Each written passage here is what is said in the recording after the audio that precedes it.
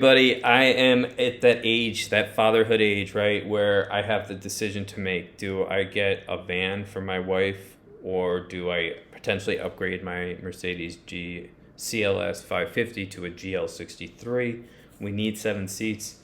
Otherwise, one of my favorite cars, the G500 or G550 is out. I do love that car. It's pretty ridiculous and awesome.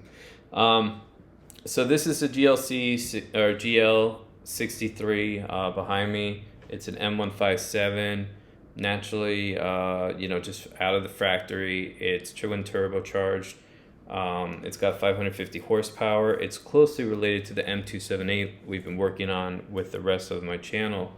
I think the interior looks probably a little nicer than the CLS. I'm sure the CLS drives a lot better. I'm sure that I actually kind of do know the power difference. Stock, my car is faster because my car will do 0 to 60 in under 4 seconds now.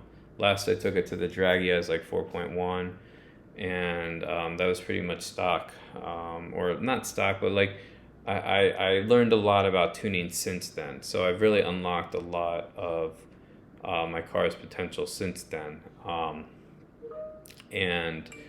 So basically, my car right now would do 0 to 60 in 4.1 seconds. With 1 foot rollout, it can do like 3.8 seconds, something like that. And like in the quarter mile, it does like 12.1, like 12.14, something like that, low 12s. That was the last time I ran it. I think I'd run her a lot better now. I think I'd be about 0.2 of a second quicker on each, realistically. And what else? So I really love my CLS 550. It's been a great car. I don't know what goes into making a car great or not, but I do know, I think we all know that we've had some cars that should be awesome but have been nightmares, or should have been nightmares and they've been awesome. Like the one Range Rover that works, right? There's always that one, the one like Toyota that like the key falls apart in your hands and you have to deal with Toyota. We've all had that too, I think. For me, I had an Avalon, and I'm not saying it was unreliable, but it definitely, I had to bring it into the shop often, you know what I mean? Like a lot more than I expected. And then I've had, one Range Rover that we, just put at least 60,000, 70,000 miles on with nothing breaking, which is great. And these are, 60 to 120,000 miles, miles. At the end, it didn't do so well. We would have to have replaced a lot. And my ex-girlfriend, who was a mother of one of my children, right?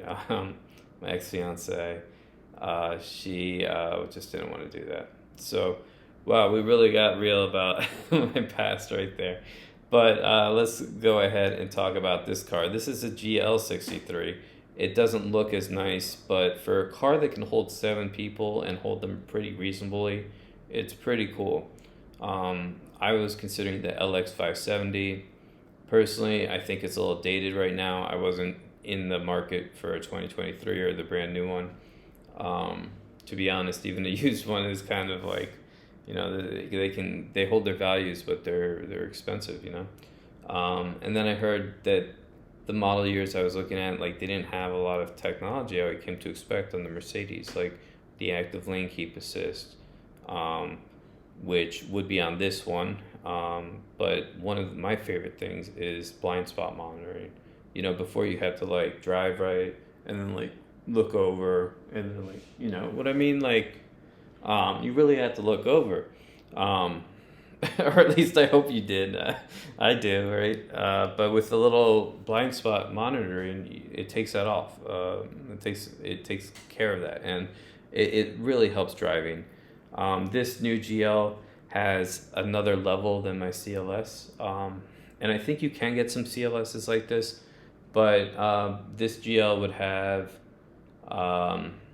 like kind of like cruise control, but it can follow another car ahead of it. And my understanding of the system is even if they brake, your car will brake, and then if they start going, it'll go. I just, please double check that. Like if you have this car and you're like, wow, a new feature, don't try it. Like you please take that with a grain of salt. I've never even driven one of these. I've driven in one, of course, but I'm imagining it's going to drive like I don't know. I should probably drive it. That would make this video a lot more entertaining if I was giving you actual feedback on how this car actually drove. But I imagine it's going to drive like a big SUV with active cornering. All right, well, I got to get going. I've been racking my brain over this decision, to be honest, for a while. Partially because I'm working with Carvana and they're sort of fucking me with the trade-in value. They're saying I should trade in my 50,000 mile CLS for 21.7 or something, 21.9, and I'm thinking it should be like 27 or 29 maybe. So that's a big issue right there. The second issue is that the interest rate is high as fuck. Like it's twice as high as like another car dealer, for me at least.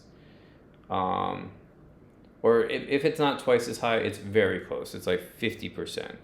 It's significantly higher rate, like 9% versus like 5% for like a second car, or maybe not, but for a car, right? The other thing is that I kind of want to work with Carvana though because they provide a warranty, and I'm sort of thinking to keep a car like this between 60 and 120,000 miles. I'd probably want a warranty. Now, this is just sort of a basic, shit hitting the fan type of a warranty. Like, if we're using the warranty, it's probably a bad thing, right? But I probably will sleep better with it versus like an LX where I don't think I would need a warranty, or a Sequoia where I wouldn't need a warranty. And of course, the other option is I keep my car. I like it a lot. I think there's a lot of value in it. I have got, really low monthly payment on it, and, run it. I've got maybe 3 years left to pay.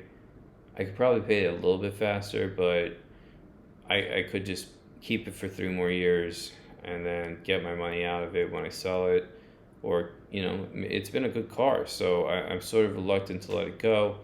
But on the other hand, I've been having a lot of little weird things happen to me, and in my mind I'm thinking maybe this is a sign that I should be getting another car, like my windshield chipped, like all of a sudden. And just things like that, it makes me think, is the universe saying, hey Cliff, it's time to try out an M157 AMG?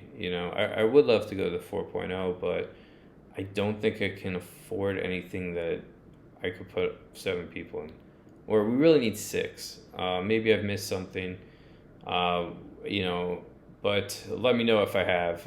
Anyway, guys, till next time. Thanks.